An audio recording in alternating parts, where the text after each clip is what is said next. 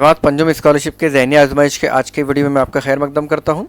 हम देख रहे हैं इशाराती ज़बान, और इशाराती ज़बान में आज का हमारा मौजू है हुर्फ़ों के लिए हिंसों का इस्तेमाल।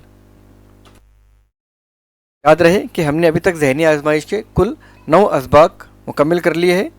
हमारा आज चल रहा है सबक नंबर 10 इशाराती ज़बान, और इशाराती ज़बान में हम देखेंगे किस तरह हुर्फ़ों के लिए हिंसों का इस्तेमाल किया जाता है और किस तरह उसकी कुछ ट्रिक्स होती हैं। इस तरह के सवालात में इशाराती ज़बान का इस्तेमाल होता है। हुर्फ़ों के बदले हिंसों का इस्तेमाल करके लिखा जाता है, जैसा अलिफ़ के लिए 1 या बे के लिए 2। इस तरह हर हुर्फ़ के लिए कुछ हिंसे या कुछ गिनतियाँ होती हैं। सवाल में दी गई हिदायत को अच्छे तरीके से समझकर सही मुतबादिल तलाश करना होता है। हमें जो हिदायत दी जाती है उसको अच्छे तरीके से समझना होता है और सही मुतबादिल तक हमें पहुँचना होता है। आम तौर पर किसी बात को खुफिया रखने के लिए इस तरह की ज़बान इस्तेमाल की जाती है। अगर किसी बात को हमें खुफिया रखना है, या हमारे मुल्क में जो खुफिया एजेंसी होती है वो इस तरह की ज़बान का इस्तेमाल करती है। अगर हुर्फ़ों के नीचे हिंसे लिख दिए जाए तो सही जवाब मिल जाता है। ये ट्रिक है उसकी कि अगर जो भी हमें हुर्फ़ दिए गए हैं और उनके लिए जो हिंसे है वो उनके नीचे लिख दिए जाए तो हमें सही जवाब मिल जाता है। देखते हैं कुछ मिसालें।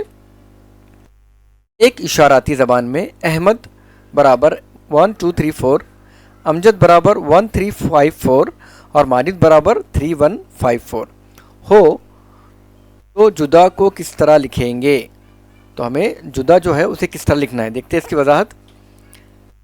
अहमद अलिफ है मीम दाल, तो हमने इनको क्या किए, इनके जो हुर्फ है उनको अलग कर लिए, अलहदा कर लिए, और उनके नीचे उनके जो हिंसे दिए गए थे वो लिख लिए हमने। अलिफ के लिए 1, है के लिए 2, मीम के लिए 3 और दाल के लिए 4। अहमद। अमजद के लिए अलिफ के लिए 1, मीम के लिए 3, जीम के लिए 5 और दाल के लिए 4। और माजिद के लिए मीम के लिए 3, अलिफ के लिए 1, जीम के लिए 5 और दाल के लिए 4।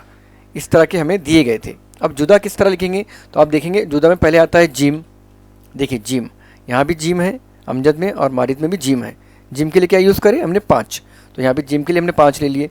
फिर क्या आएगा दाल, दाल के लिए क्या है 4। देखिए अहमद में दाल है 4, अहमद अमजद का दाल, दाल के लिए 4 और माजिद का दाल के लिए 4। यहाँ पे दाल दाल और ये दाल के लिए 4 यूज़ करें तो दाल के लिए 4। फिर है अलिफ़, अलिफ़ के लिए 1, देखिए माजिद का अलिफ़ का 1, अमजद के अलिफ़ का 1 और अहमद के अलिफ़ का 1।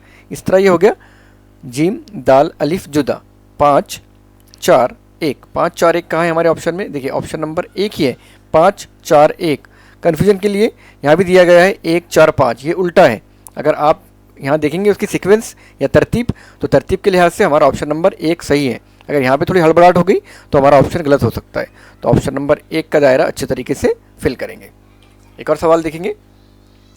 एक इशाराती ज़बान में हुर्फ़ों की जगह ज़ैल के हिंसों का इस्तेमाल किया गया है। देखिए यहाँ पे हुर्फ़ है A B C D और यहाँ पे हिंसे है 1 2 3 4 5। सवाल है H जमा D minus G is equal to कितना।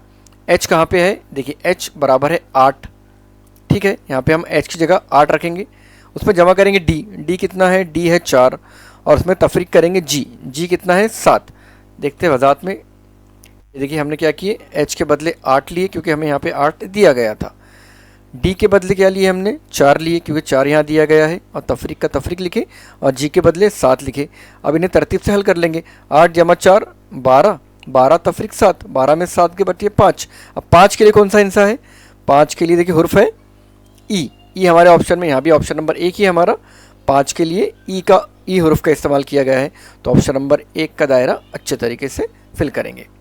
लास्ट क्वेश्चन देखेंगे, सेम सवाल है। यहाँ पे देखिए J माइनस H तकसीम B।